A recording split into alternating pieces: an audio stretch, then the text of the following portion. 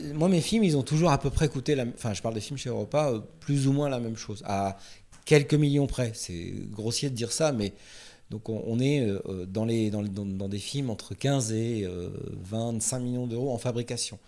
Mais quand tu as un Liam Neeson qui arrive par-dessus tout ça, ton film coûte un peu plus cher. Oui. Un peu plus cher. Quand tu as un Jason Statham qui arrive par-dessus tout ça et que Jason Statham, quand il avait Transporteur 3, c'est le plus gros salaire qu'il ait jamais eu. D'accord. Sunday Night Production. All I have for you is a word. Nage droit devant toi, nage droit devant toi. Pourquoi refuse-t-elle d'être peinte? Ça va être très difficile. I love you, Joe. Tiens, c'est marrant, on me le dit souvent. I'm deadly serious.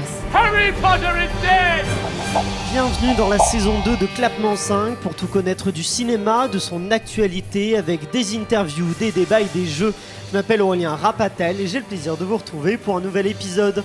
Aujourd'hui, nous recevons un réalisateur que vous connaissez forcément. Il a réalisé des films autour du monde, dont Le Transporteur 3 avec Jason Statham, ou encore Taken 2 et Taken 3 avec Liam Neeson. Il nous a fait vibrer avec Colombiana et avec l'excellente Zoé Saldana. C'est comme ça qu'on dit, Saldana, c'est ça ? Ah d'accord, très bien. Et il était de retour sur vos écrans en 2020 avec le film Netflix, sorti sur Netflix, The Last Day of American Crime, avec au casting le talentueux Edgar Ramirez. Merci Olivier Mégaton d'avoir accepté notre invitation. Merci de me recevoir. C'est avec plaisir pour nous. Je vais te présenter les clappeurs qui vont t'accompagner aujourd'hui. Tout d'abord, nous avons une clappeuse productrice qui enchaîne les contraventions à Paris puisqu'elle ne cesse de se faire des courses-poursuites toute seule en voiture. C'est Elsa Morel. Jason Statham n'a qu'à bien se tenir, j'ai envie de dire. Elle est Moi, là, je suis là. encore mieux. Prête Je à suis la l'affronter. transporteuse, tu vois. Voilà, Oh. exactement. Non, c'est un peu vantard. ça. Impressionnant. Est avec elle aussi un clapeur responsable marketing qui ne rêve que d'une seule chose, se faire enlever pour pouvoir être secouru par Liam Neeson. C'est Michael Godefroy. Il est pas mal. Jason Statham aussi, je veux bien. Les deux, Les bon, deux, bah, franchement, les deux. en fait, tant que tu te fais enlever, c'est bon pour toi qu'il y a quelqu'un qui vient te sauver. Après, c'est enlevé par des Albanais quand même. C'est Oui, pas, c'est vrai. c'est pas le plus simple. C'est pas oui, j'avoue. À C'est pas le éviter top. quand même. C'est Olivier, pour finir dans un bateau mouche à moitié à poil, je suis pas sûr. ça va être sympa pour toi. On a hâte de voir ça en Ouais, tout cas. voilà, on vous montrera ça. Olivier, comment, on l'évoquera un peu dans le questionnaire Spielberg qui sortira dans une semaine, mais comment t'es venu vraiment cette passion du cinéma, cet intérêt pour la réalisation et pour le fait de raconter des histoires comme ça? Tu étais graphiste, c'est ça, avant, peintre? Graffeur. Graffeur. En on fait, dit. Graphiste, c'est pas la même chose. Je viens de banlieue, j'ai découvert le graffiti très très jeune. J'avais 13-14 ans. La bombe, c'est-à-dire la bombe à l'américaine, c'est-à-dire que la peinture, ce qu'on connaît du graffiti américain aujourd'hui en 1980. Et puis voilà, j'ai peint, j'ai rencontré via les concerts, parce que j'étais très fan de la musique punk, donc et on était dans cette petite bulle punk de la banlieue parisienne. Il y avait des concerts, des gens qui faisaient des pochoirs, qui peignaient. Enfin, il y avait un espèce de creuset de création qui était assez intéressant, et c'est comme ça qu'effectivement j'ai découvert la peinture à la bombe. J'ai découvert la peinture, enfin je peignais de toute façon dehors parce que j'avais pas le choix, et puis petit à petit on apprend pas à se cultiver, mais on voit des gens qui ont d'autres sensibilités, qui ont fait les beaux-arts, qui ont fait tout ça, et qui fait qu'effectivement on s'aperçoit que c'est notre passion et qu'on a envie d'en vivre parce qu'on sait pas faire autre chose, tout simplement. Et je suis devenu graffeur. J'ai eu la chance de faire partie de ce petit groupe de départ, donc j'ai eu la chance de pouvoir en vivre, de faire des murs. On était en plein milieu de la grande interdiction, c'était Chirac qui était à l'époque maire de Paris, et qui s'était fait une espèce de guerre là-dessus. Donc on était d'un côté avec une répression absolue, et puis de l'autre côté, ça commençait à être un peu branché, on va dire, dans certains milieux. Et puis les MJC, qui existaient encore, tous ces trucs culturels. C'était le début de la banlieue, c'est-à-dire qu'on ne savait pas ce que c'était que la banlieue avant 80, on va dire. Et en fait, on a découvert que fait, le fait de venir de banlieue, nous, on n'avait pas cette conscience-là. On avait des problèmes de cité, de machin, mais il n'y avait rien de... Voilà, on ne se posait pas cette question. Et tout d'un coup, quand tu te confrontes au regard des autres, tu t'aperçois que c'est différent, que là, il y a une espèce de connotation, tu es un peu marqué, tagué, ainsi de suite. Donc du coup, tu n'as qu'une envie, c'est de te casser, quoi, tu vois, parce que tu te dis, je vais pas...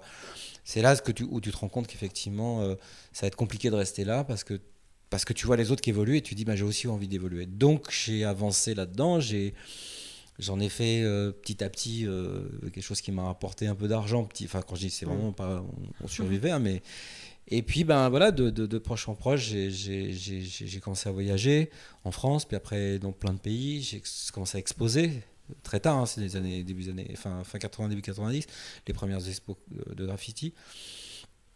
Et puis ben j'ai rencontré par chance des gens qui m'ouvraient un peu les yeux sur autre chose. Le cinéma n'était pas du tout ma. Tu pensais pas, oui. Non, c'est impossible d'y penser quand on vient d'où je viens. À l'époque, hein, d'où je viens, on n'avait pas tout ça, on n'avait pas les outils, on n'avait pas les médias, il n'y avait pas Internet, il n'y avait pas la télévision. Enfin, c'était pas comme maintenant. Donc du coup, on n'avait pas accès au cinéma aussi facilement. Enfin, c'est que des choses qu'on comprend, enfin qu'il faut remettre un petit peu dans son contexte. Et donc du coup, ben, c'est un jour dans une perfo, quelqu'un est venu me voir et me dit ouais, mais pourquoi enfin, ça te branche pas de faire du cinéma, mais sorti de la terre, quoi. Je me dis non, pas du tout. Et en fin de compte, à l'époque, en fait, c'est vrai que moi je suis très curieux, hyper curieux, j'assimile hyper vite les choses. Et en fait, au début, je suis plutôt timide à la base, parce que vu d'où je viens, on a ce côté d'être toujours un peu en retrait pour observer. Et puis je me suis dit, mais s'il m'a dit ça, c'est qu'il y a une raison. Enfin, toi, au bout d'un moment, ça a trotté dans ta tête. Ça trotte, et puis tu vas le voir, tu vas voir le producteur avec qui il travaille, et puis ils disent, ouais, nous, on est en train de monter une boîte, et ça nous intéresse de produire des gens comme toi, qui viennent de nulle part. Alors, moi, je viens vraiment de nulle part. Je m'attendais pas à ça, je m'attendais plutôt à pouvoir bosser avec eux, à faire des trucs. Il y avait un côté beaucoup plus, on va dire, opportuniste et pragmatique pour moi. C'était savoir est-ce que j'allais pouvoir faire un fond de scène pour un clip ou un truc comme ça. Enfin, c'était beaucoup plus. Et là, on me dit, bah, t'as pas une histoire à raconter. Tu as une histoire à raconter. D'accord. Superbe.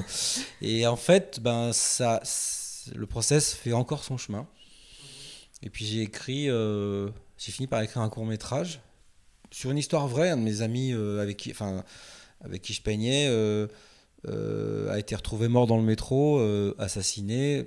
Et il y avait une injustice parce qu'il n'y a jamais eu d'enquête, et on sait qu'il s'est fait assassiner. Donc en fait, plutôt que de raconter son histoire, je me suis dit je vais me positionner sur la personne qui aurait pu l'assassiner. Et du coup, j'ai fait un court-métrage là-dessus qui s'appelait No Way, alors que j'ai écrit comme je savais écrire. J'avais un pote qui avait un appareil photo, j'avais emprunté, j'avais fait des photos. Enfin, c'est un an de maturation. Attention, hein, on sait pas genre j'ai une idée, j'écris, un mois plus tard on est là, pas de machine à écrire, pas d'ordinateur, pas tout ça. Donc c'est un process qui était beaucoup plus long et lent, et avec moins que maintenant, voilà. Avec moins de code que maintenant. On n'avait pas tous ces trucs déjà intégrés. Et puis j'ai fait mon premier cours finalement. Enfin, je l'ai déposé au CNC avec cette boîte de prod, et en fait j'ai eu le CNC. Alors, moi je savais pas ce que c'était que le CNC, mais ça a été assez surprenant d'avoir un message sur à l'époque on avait des petits répondeurs à cassette, et le mec il me dit vous allez passer en plénière. En plénière, ça veut dire quoi? Enfin, tu remontes tout le truc, et là on te dit oui, et à l'époque c'était Assayas qui était le président de la plénière, avec que des gens en fait qui après ont essayé de me contacter, ce qui est très très particulier, très bizarre. Et ils ont lu ce court-métrage, et ils ont trouvé un truc différent. C'est fin des années 80, je suis en train de vous parler de ça, c'est 88, 89. Et en fait, ils ont vu ça, et je me suis retrouvé à avoir l'aide sélective de l'époque pour pouvoir faire mon court-métrage. J'avais jamais tourné de ma vie, j'avais jamais été assistant, je savais pas ce que c'était. Donc en fait, j'ai pris les choses un peu à l'envers. J'ai fait beaucoup de repérage pour voir. Je connais le métro, à l'époque, je connaissais le métro par cœur, donc je voulais tourner à tel et tel endroit parce que je connaissais, ça me rappelait. Enfin voilà. Et puis voilà, j'ai appelé mes potes qui sont dans nos web. Il y a beaucoup de potes avec qui moi que je connais depuis très longtemps, donc qui sont des vrais racailles, des vrais, enfin voilà, qui ont joué dans le film. Et puis j'ai rencontré un comédien principal. Et en fait, c'est lui qui m'a ouvert les portes. Enfin, ouvert les portes. Il m'a présenté à un monteur, qui m'a présenté lui-même à un mixeur, qui m'a présenté après à toute une équipe. Et je me suis retrouvé à avoir une équipe mortelle sur un court-métrage qui était mon premier cours. Improvisé totalement, parce que j'avais jamais fait ça. Mais une fois que j'ai commencé à tourner, première heure de tournage, les gens ont tous... même, par exemple, quelqu'un comme Yves Darondeau, qui est le producteur de Bonne Pioche, était l'un des dires de prod de ce court-métrage. Ah oui, d'accord. Donc, Étienne Labroue, pareil, était le deuxième dire de prod. Donc c'est pas des gens anodins. Ouais, bien sûr.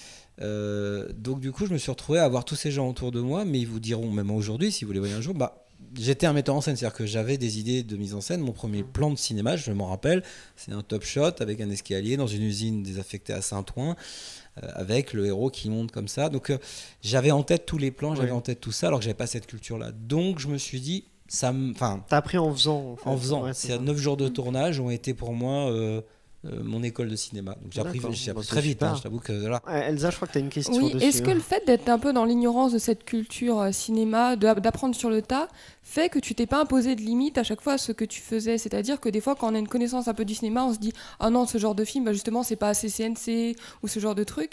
Et du coup, est-ce que ça t'a permis vraiment de toujours faire les projets que t'aimais et découvrir sur le tas les choses Alors c'est à double tranchant ce que tu dis. Bien entendu, je me suis jamais posé la question. Ce qui fait que très souvent, je me suis retrouvé hors timing. Quand je dis hors timing, c'est tu fais des films qui sont très compliqués à recevoir parce que toi, tu fais des films dans une émotion pure, tu vois. T'as pas de calcul, aucun calcul. Quand je fais No Way, l'histoire de Noé est mon premier court-métrage. Quelques mois plus tard, je me fais censurer. Et quand j'ai censuré, on m'a enlevé 3 minutes du film. Parce que j'ai tourné dans le métro et que le métro, à l'époque, la RATP pouvait prendre des images et les enlever de ton film. Dans un pays qu'on appelle... tu vois, le pays des droits de l'homme, des droits d'auteur, et ainsi de suite. Bon, c'était la première censure. Et juste derrière, 2 semaines ou 3 semaines plus tard, interdit au moins de 16 ans. Un court-métrage interdit au moins de 16 ans. Toi, tu prends ça comme une gifle du milieu du cinéma, du milieu de la culture, mais vraiment une gifle monumentale. J'en étais malade. Je me dis, mais je me rappelle de la lettre de Jacques Lang. On parle de Jacques Lang, on parle pas de tout bon d'un ministre de la Culture sorti de la Lune. Non, on parle du mec qui... Et là, tu fais...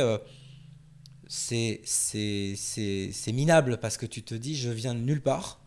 Je suis battu pour arriver à ça. Déjà, dans la peinture, c'était compliqué. Quand on arrivait dans les expos avec les autres, je peux dire que c'était tendu. Et que tu étais systématiquement mis sur le côté. Mais là, une fois de plus, tu te dis, putain, mais on va jamais y arriver, quoi. Donc, tu prends ça comme une injustice. Mais moi, j'ai un moteur qui est cette espèce de rage et de haine que je pouvais avoir quand j'étais plus jeune. Je l'ai transformé en me disant, plutôt que de ruminer là-dessus, je vais continuer et on va avancer. Donc, le court-métrage a fait beaucoup de festivals. Et dans ce que tu dis, il y a des gens qui ont crié au génie, ce qui me faisait ni chaud ni froid, parce que j'attendais pas ça non plus, en disant, mais il y a une forme narrative qu'on n'a jamais vue jusque-là, une forme tout cinématographique qu'on n'a pas vue, parce que c'est vrai que moi je me suis impliqué jusqu'à le moindre point. C'est un développement sans blanchiment, tirage sans blanchiment, c'est-à-dire que ça veut dire que c'est une image très particulière. C'est des choses que les gens ne connaissent pas, mais qui donnent une impression, une émotion différente quand tu vois les films. Bon. Sur les sons, j'ai une BO sur Noé, vous crevez, quoi. J'ai un titre de Hendrix, des choses comme ça. Mais parce qu'à l'époque, je connaissais bien le milieu de la musique. Donc moi, quand Urban Dance Squad, quand je veux prendre un truc d'Urban Dance Squad à l'époque, j'ai pas un pour eux. Donc je demande au chanteur, est-ce que je peux prendre un titre ? Oui, tu peux le prendre. C'est aussi simple que ça. Donc voilà, donc il y avait une espèce de réactivité que les gens n'avaient pas déjà à l'époque. Et puis effectivement, j'ai pas de cadre, j'avais pas de... Donc c'est pour ça aussi que il y a énormément de gens qui même aujourd'hui sont, et tu vois avec les haters, ces gens comme ça, ne supportent pas ça. Ils supportent pas de ne pas avoir, ils font pas l'effort d'aller voir les choses et de se dire, ah tiens, peut-être qu'il y a une analyse, il y a autre chose. Tu vois, c'est toujours... donc c'est frustrant souvent. Bon, maintenant je suis plus frustré, je peux dire que c'est... Donc, mais au bout d'un moment, c'est vrai qu'au début, c'est un peu, tu te fais taper dessus tout le temps. Le milieu du court-métrage m'a pas du tout accepté. Quand je dis pas du tout accepté, parce que j'avais pas non plus ces codes. Moi, je suis arrivé à Clermont, je me suis fait éclater, quoi. Alors que j'ai eu un prix de Clermont. Ouais. Toi, et ça a été éclaté pour plein de raisons, parce que tu as en face de toi des gens qui rêvent de faire des longs métrages. Moi, je ne rêvais pas de faire un long métrage. J'avais fait un court métrage qui était déjà monumental, donc j'avais pas cette espèce de prévision. Je me disais pas, tiens, non, j'avais pas de ça. Et en face de moi, j'avais des gens frustrés. C'est très bizarre. Donc en fait, tu t'opposes à une réalité d'une communauté, on va dire, dirigeante de pensée. C'est-à-dire que tu es face à des gens qui ont une culture, qui ne parlent pas de la même façon que toi. Donc du coup, c'est une vraie opposition. Donc peut-être effectivement que tu as cette liberté-là, mais tu la payes super cher. Et le passage justement au long métrage, ça s'est fait aussi avec l'aide de Luc Besson, c'est ça ? Pas du tout. Pas du tout. Je suis ravi d'avoir tenté parce que Luc Besson, je dis ça parce qu'il a produit ton premier long métrage. Oui, non, il l'a pas produit. Il l'a pas produit, très bien. Alors c'est plus compliqué que ça. Moi j'écris. En fait, je fais mon premier cours, je fais mon deuxième cours, je fais mon troisième cours. Début des années 90, j'écris un script comme j'étais peintre, il faut savoir que c'était la peinture qui me faisait vivre, pas le cinéma. La peinture a arrêté de me faire vivre quand j'ai fait mon premier long métrage. Quand j'ai arrêté, je pouvais plus faire les deux. Qui est Exit. Ça c'est bon. 99. J'ai juste sur un. 89-99, moi Ouais. je peignais. Je partais dans le monde entier, D'accord. je peignais, je faisais des expos, je faisais des murs, je donnais des cours dans les MJC, dans les centres culturels. Enfin voilà, ça c'était ma D'accord. vie. Et j'écrivais en parallèle. Donc j'ai écrit un premier long. J'ai ce qu'on appelle à l'époque le European Script Fund. C'est un film sur mon milieu. D'accord. Il s'est jamais fait, mais sur mon milieu. Le graffiti, enfin tout ce milieu que j'ai connu, j'avais écrit un film là-dessus, ça s'appelait Le désespoir des singes. D'accord. Autant dire que c'est à 20 000 km, quand tu fais ça en 92, je crois, 20 000 km de la réalité des gens, des lecteurs, des gens comme ça, des chaînes de... Enfin, toi, c'est pas comme aujourd'hui, tu vois. Ouais. Quand t'es un Lagic, tu débarres là-dedans, ben, tout le monde a déjà vu, tout le monde a déjà fait. Il y a eu 450 000 films sur la banlieue, 450 000 films là-dessus. Donc, en fait, voilà, ça fait 40 ans. Hein, donc, nous, on arrive, moi, j'arrive, il y a zéro. Donc, je fais ça, j'en écris un autre, puis un autre, et un autre. Il y avait la Yougoslavie, j'étais passionné de la Yougoslavie, de la guerre, parce que j'avais des potes qui étaient partis là-bas. Donc, tu vas tu prends des histoires et tu racontes des histoires qui te touchent. Et en fait, en 95, on me proposait La Sirène Rouge. Et là, donc c'est UGC qui me propose La Sirène Rouge, Qui sera ton deuxième long métrage. qui est mon deuxième long métrage. On a dû commencer le film 7 fois, arrêté à chaque fois. Donc ça, c'est mon premier D'accord. vrai projet de long métrage qui a, on va dire, où on s'imaginait dès 95 qu'on pourrait faire le film. En fait, on a fait très tard. Et Exit, en fait, c'est un coup de chance. C'est que j'avais fait un court métrage qui s'appelait Je ne veux pas être sage, avec des prix caméra que j'avais gagnés sur les festivals. Et j'avais écrit un truc assez particulier, un film aussi très dur. Et en fait, j'ai tourné ça un week-end. Et puis le film a eu une carrière, il a fait beaucoup de festivals, parce que c'est un film assez dur, très Noé, dans le sens où c'est un film assez Gaspard Noé, c'est ça. Ouais. Et c'était marrant parce on était toujours dans les mêmes cadres en général, on nous défonçait à chaque fois. Bon. Et puis en fait, je vais aller un peu plus vite là-dessus. Un metteur en scène voit le film, m'a dit mais il faut que tu fasses la version longue de ce film-là. Alors, je me dis mais il est gentil, mais tu t'es déjà fait chier à faire 1 an et demi à court. La version longue, c'est tu fais non. Et moi j'étais sur La Sirène, j'étais pas du tout là-dessus. Je pensais qu'on allait faire La Sirène. Et puis à force d'échecs, tu finis par te dire, il faut aussi toujours trouver en fait la chose qui va nourrir ton moteur. Donc tu changes de on va dire de vision, et puis tu dis peut-être, parce que c'est peut-être ça aussi mon premier film. Et donc du coup j'ai réécrit le début, la fin, et puis je te passe tous les Canal voulait le faire, la sortie on ne pouvait pas, TPS est arrivé, ils cherchaient des films rapides à faire, je leur ai envoyé juste le traitement, ils m'ont dit ok, et 2 semaines plus tard il fallait faire le film, quoi. Voilà. D'accord. C'est comme ça qu'Exit s'est fait. D'accord. On fait le film avec peu d'argent. À l'époque on avait aujourd'hui ça ferait 600 000 euros. Ouais, c'est pas beaucoup. 4 semaines de tournage, voilà quoi. Et puis voilà, on fait le film avec ce qu'on avait, mais vraiment. Le producteur n'avait jamais fait de film avant. C'était un mec que j'avais rencontré, qui était line producer, il n'avait pas de prod. Donc en fait, tout s'est monté comme j'ai fait mes cours, de la même façon.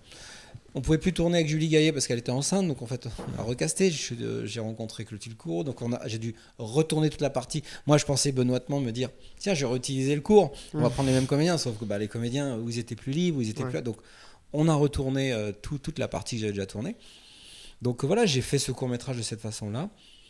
Et lui qui est arrivé très tard. Ce long métrage, du coup. Ce long-métrage, pardon, de cette façon-là. Et en fait, j'avais un mixeur qui s'appelait François Gros. Et François Gros a mixé mon premier long-métrage. François Gros avait été présenté par Patrick Fontana, Olivier Maufroy qui était le monteur, qui avait monté Le Grand Bleu, qui a monté tous les films de Luc. Oui. Et c'est comme ça qu'effectivement j'ai connu ces gens. Mais moi, Luc Besson, j'aimais pas particulièrement son cinéma. D'accord. Donc je me suis retrouvé à voir François qui va pour mixer Exit. On devait mixer ça en loose toutes les nuits entre 11h du soir et 3h du matin dans un studio. Et il me dit, mais tu sais, Luc qui vient de monter un studio...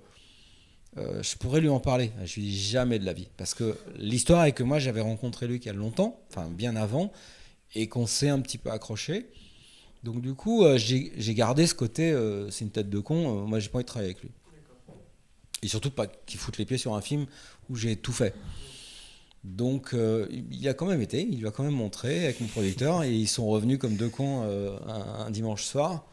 J'étais au montage, puis il me disait bon, alors en fait, je les vois arriver, voilà, j'ai compris tout de suite. Il me dit oui, mais non, t'énerve pas, parce que je suis parti en vrai direct, et ils m'ont dit non, écoute-nous, et il nous dit voilà, il adore le film. Il adore le film parce que c'est le dernier combat, c'est ce qu'il a fait lui, et ils m'ont dit vraiment, il était touché, vraiment, il nous a parlé du film pendant 2 heures. Et il veut nous aider, il veut distribuer le film. Donc en fait, il a récupéré tous les mandats du film, mais il n'a pas produit le film. Après, on a mis Luc Besson présent parce qu'effectivement, c'est vendeur aussi. C'était plus vendeur. Ouais. Et on a eu raison parce que le film s'est vendu dans le monde entier. Sur son nom. Ouais. Sur son nom, sur le fait qu'il a commencé Lilou, donc Europa à ce moment-là, qu'il y avait Taxi, je sais plus combien qui se vendaient, et qu'à l'époque aussi, ils vendaient des packages avec The Dancer, Taxi et mon film. Donc aussi cette chance que j'ai eue d'être dans cette énergie qui fait qu'Europa a existé, parce que tout d'un coup il a proposé un mini catalogue.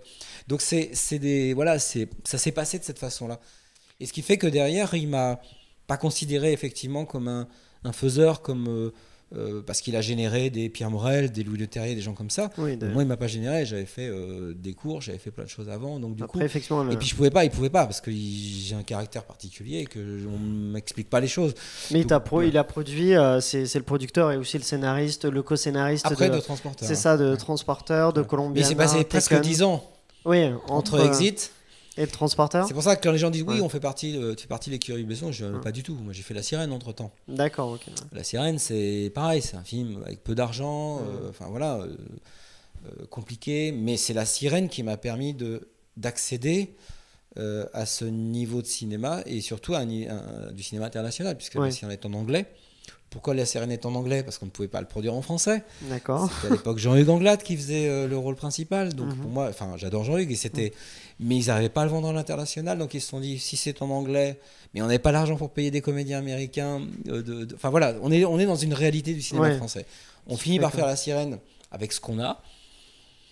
La Sirène... l'air de rien, c'est vendu. C'est la Lionsgate qui distribue La Sirène aux États-Unis.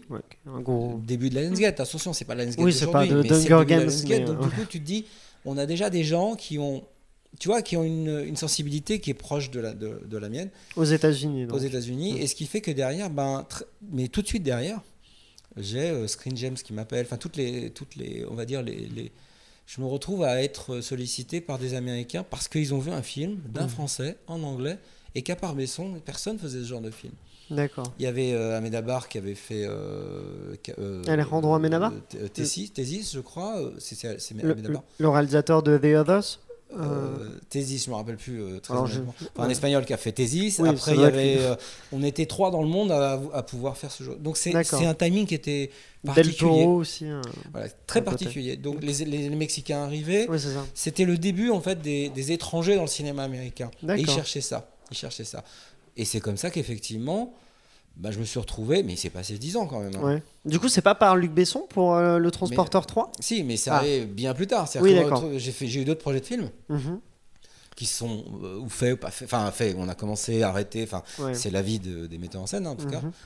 Et puis, on a fini par... un jour, il m'appelle pour Transporteur 3. Je leur avais rendu un service sur un film. J'avais fait l'action sur Hitman. Donc du coup, ils m'ont rappelé. T'as hésité ou pas du coup quand oui, parce que moi c'est pas mon cinéma à la base. Transporteur, le 3 en plus, je me dis de quoi il me parle. T'es arrivé derrière Louis Leterrier. Oui, puis le 2 s'est très mal passé globalement, donc il y a eu un gros gap entre le 2 et le 3. Et l'histoire de Transporteur en soi c'est déjà compliqué, tu vois. Transporteur c'est pas Louis Leterrier à la base, c'est Corey Yuen. Qui le fait pas, qui est pas metteur en scène. Donc en fait, Louis, il a pris le film en main, tu vois, et c'est courageux parce que tu te retrouves à pas être le réalisateur pendant très longtemps, tu vois. Même quand le film était sorti aux États-Unis, pendant longtemps, c'était Corey Yuen. Donc c'est très compliqué le cinéma est beaucoup plus complexe que ce qu'on s'imagine. Donc du coup, quand il fait Danny the Dog, qui est un film beaucoup plus personnel, et puis quand il fait Transporteur 2, il y va vraiment, c'est la croix et la bannière, parce que pour plein de raisons. Donc moi j'arrive avec, on passe le 3 et là tu fais, ça va être encore pire, quoi. Et en fait j'ai réussi à faire abstraction de tout ça et me dire, écoute, faut juste se dire dans ce timing là, c'est important de le faire pour plein de raisons.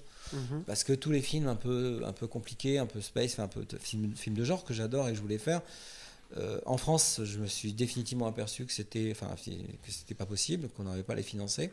Mais attention, on ne parle pas de budget délirant, hein, mais même ces budgets, on n'arrive pas à les monter. Même Donc, aujourd'hui, il y a des encore plus tentatives, aujourd'hui je qu'avant. crois que tu...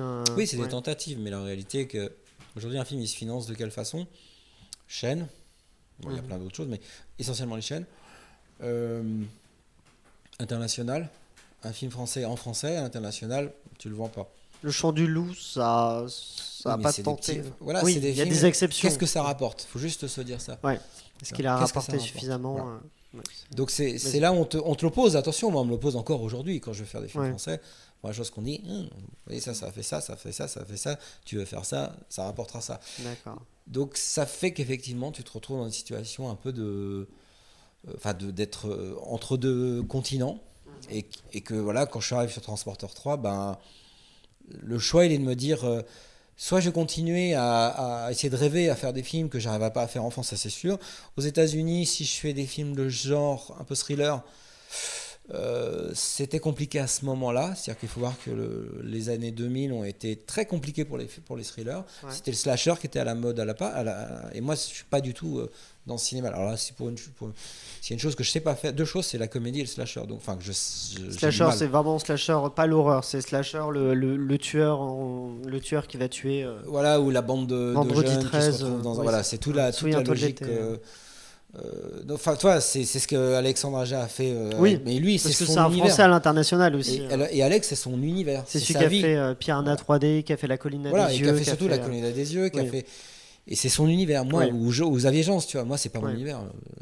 Ça m'intéresse moyennement. Donc, du Mhm. coup, tu te retrouves dans un vrai trou, une vraie dépression où tu te dis, bon, ben voilà, Transporteur 3 pour moi, c'est peut-être pas mon style de cinéma en valeur absolue, mais je peux. Et je m'aperçois, ce que je l'avais fait avec La Sirène, d'une autre façon, qui était un film plus sérieux, adaptation de Dantec, donc là tu pars de loin, avec très peu d'argent, et là je me suis retrouvé à avoir entre les mains plus d'argent, bien entendu, un comédien comme Jason Statham qui a Qui est déjà simple à une dimension diriger, internationale. Jason Statham.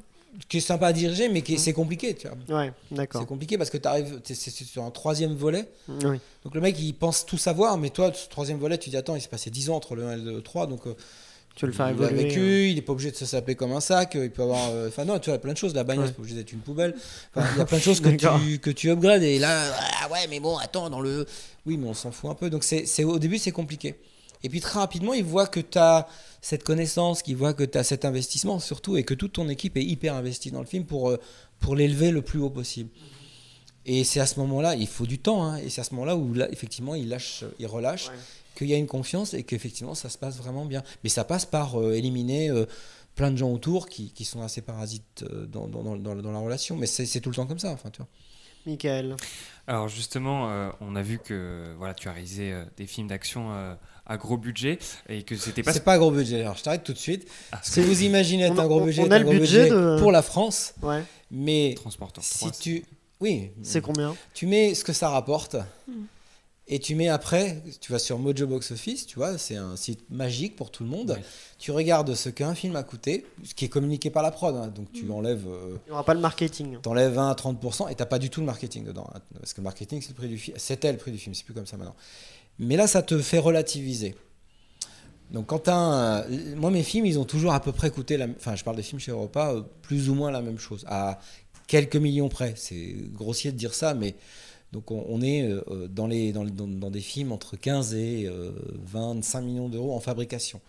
Mais quand tu as un Liam Neeson qui arrive par-dessus tout ça, ton film coûte un peu plus cher. Oui. Un peu plus cher.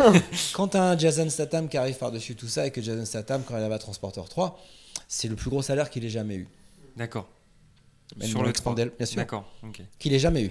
Ok. Qu'il ait Il n'a pas jamais eu. depuis jamais Fast and Furious Non, même pas. non, Ah, d'accord. c'est Après, quand je parlais de budget, c'est le je plus gros parlais salaire aussi, qu'il ait jamais eu. Parce qu'effectivement, le rapport financier en fonction du coût du film et de son salaire est tellement déjà en dessous par rapport à ce que ça va rapporter que voilà. Et de toute façon, c'est les distributeurs qui vont en gros payer ce salaire-là. Donc t'arrives, tu fais pas un film avec de l'argent. Ça c'est enfin voilà, je pense qu'il serait passionnant, c'est de voir les gens avec qui je travaille. D'accord. Chef opérateur, chef déco,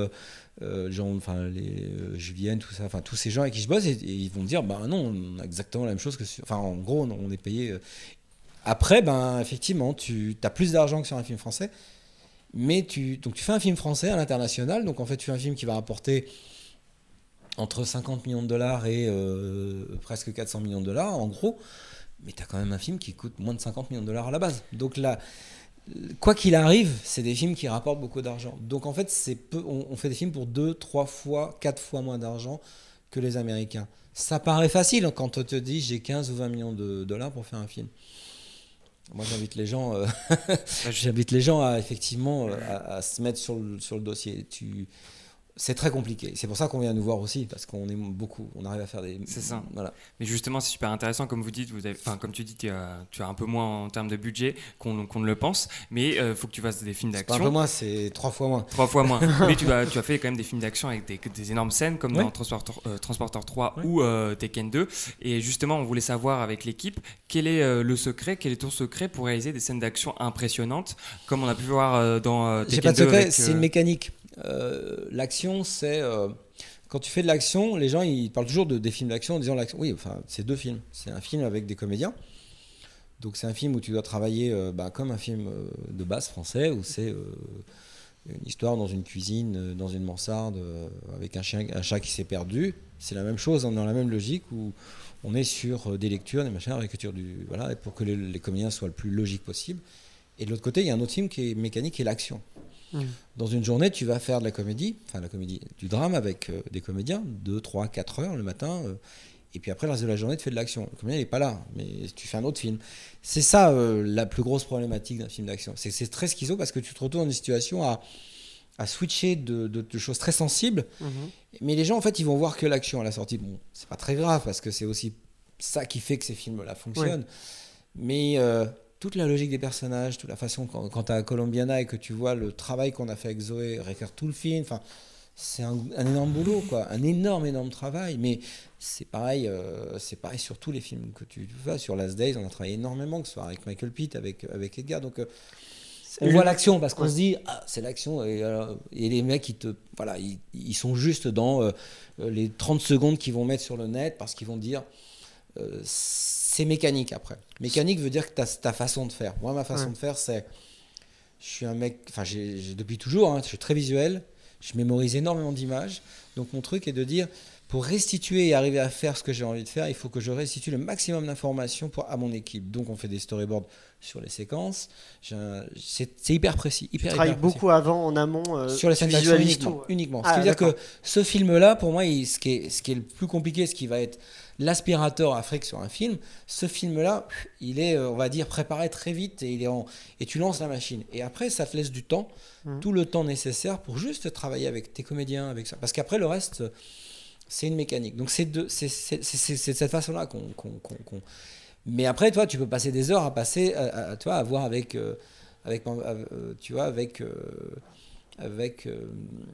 Forrest, avec des gens comme ça, ou Forrest Whitaker qui joue dans Taken 3. De quelle façon, comment tu vas construire le personnage, comment il va avoir ses tics, comment le coup de l'élastique, comment tous ces trucs-là sont des choses que tu crées. C'est pas sur le scénario, c'est jamais écrit dans le scénario, c'est des choses que tu crées et que tu construis. Donc c'est là aussi, effectivement, où les gens... c'est un peu le problème quand tu fais ces films-là, tu t'adresses au très très grand nombre. Un Taken, c'est entre 55 et 60 millions de spectateurs dans le monde en salle. Ça fait beaucoup de gens. Tu vois. C'est pas mal, ouais. Donc du coup, tu peux pas plaire à tout le monde, c'est une réalité. Tu fais pas ça pour plaire à tout le monde. Tu t'attends pas à ce que ça plaise à autant de gens déjà. Faut juste relativiser aussi. Quand ça fait un succès, tu te prends ça un peu dans la gueule et t'as du mal à, donc du coup, non, le truc est que tu fais un film et tu t'aperçois que en fait tu sais faire de cette façon-là, parce que moi ma méthodologie, elle a été depuis le début. Mon premier court-métrage, j'ai passé des jours et des jours à travailler avec mon comédien principal. C'est ça mon problème quand je fais du cinéma. C'est que et encore aujourd'hui, quand je bosse avec Michael Pitt, avec Edgar ou avec Anna, c'est des heures à lire, à éplucher chaque séquence, à enlever tel dialogue, à dire tiens, et à essayer de comprendre et à voir comment le personnage va... C'est ça mon problème sur un film. L'action, j'ai des gens avec qui je travaille. Mon plus gros truc, c'est d'imposer mon équipe de façon à ce que je sois sûr que l'information que je vais donner elle va être effectivement transmise la plus fidèlement possible. Je peux être sûr que le petit, on va dire que l'instant créatif que je vais avoir à tel et tel moment va être retranscrit, et ainsi de suite. Ce qui fonctionne et ce qui ne fonctionne pas des fois. Quand tu es en Afrique du Sud, et pour des raisons, parce que Last Day, c'est un film qui est avec un beaucoup plus petit budget que les films que j'ai fait avant, tu joues avec une équipe un peu sud-africaine quand même, qui n'a pas cette connaissance-là, qui n'a pas ces automatismes-là, et qui n'a pas cette exigence-là. Ces gens, ils font de la série télé. Alors ils font le maximum, hein, mais t'es quand même impacté par cette espèce d'inertie-là. Donc il y a des fois tu tombes bien, puis il y a des fois tu tombes moins bien. Quand tu tombes moins bien, tu galères un peu plus sur la partie mécanique de ton film, mais la partie dramatique, moi c'est sans concession, je bosse, ainsi de suite. Pour la partie action, je crois que tu disais qu'il fallait aussi que apparemment le scénariste donc, de Colombiana et de Taken 2 et 3, qui est Robert Mark Kamen, apparemment il dit une phrase pour une scène d'action, que c'est à toi c'est souvent ça, parce que la scène d'action c'est quoi? T'arrives et on te dit, tu lis une scène d'action dans un film. Moi, j'ai beaucoup de scripts, énormément. Là, quand tu lis ton script, il se passe, je dis une connerie, en Afrique du Sud. Pour X raison, en termes de production, ils veulent tourner en Malaisie. C'est pas la même chose. Hein. C'est pas le même endroit, non. Voilà. Mais toi, tu dois réadapter tout. Après, ils devaient tourner en Afrique du Sud à tel endroit ou à Paris, peu importe. Voilà. Et en fait, tu tournes dans un endroit qui n'a rien à voir. Donc en fait, où la logique structurelle, on va dire, de vie des gens, quand tu es à Paris, quand tu es à New York, quand tu es à Los Angeles, c'est pas la même logique. Donc du coup, tu dois tout réadapter. Ce qui veut dire que tu te retrouves dans des situations où des fois, tes producteurs te proposent, comme sur Taken 3, d'aller tourner la scène de l'autoroute en Espagne. Ouais. Et là, tu fais... Enfin, je suis désolé les gars, mais amener toutes les bagnoles... un autoroute aux États-Unis, c'est 4 voies, quoi. Ouais. De chaque côté. À Los Angeles, c'est minimum 4 voies de chaque côté. En Espagne, un autoroute de 4 voies n'existe pas. Donc en fait, déjà, ça commence mal. Donc toute l'action que tu avais, elle est inadaptable. Donc là, pour le coup, tu dis, on va tourner aux États-Unis. Donc en fait, tu réadaptes les décors en fonction de ce que tu veux faire et tu réécris, bien entendu, toute l'action. Quand tu es sur Taken 2, la poursuite, si je l'avais dû la tourner telle qu'elle avait été tournée, c'était infaisable. En plus, tu es à Istanbul. Ouais. Les gens se rendent pas compte. Enfin, tu vois, ils voient Erdogan aujourd'hui. Oui, mais moi, quand j'ai tourné Taken 2, c'était un peu déjà ça. Donc, t'es pas bienvenu quand t'arrives. Quand tu tournes dans le Grand Bazar, on te dit pas, ouais, génial. Non, t'as 3000 mecs qui sont en train de bosser, tu les arrêtes de travailler, quoi. Donc, c'est la guerre. C'est pour ça qu'on dit que c'est la guerre. Et après, tu réadaptes. Et c'est le storyboard qui fait, et le travail que je peux avoir avec Jonathan, qui fait qu'effectivement, petit à petit, tu réécris, tu crées des moments, c'est le momentum de l'action.